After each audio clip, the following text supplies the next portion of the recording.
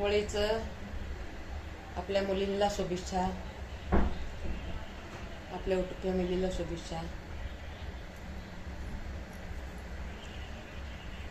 काल पण आपण काही पोळ्या केल्या नाही आहे.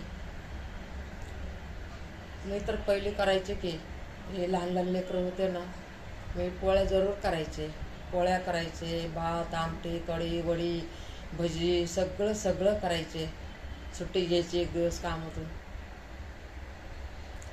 सुट्टी घ्यायची एक दिवस कामातून आणि सगळं करायचं.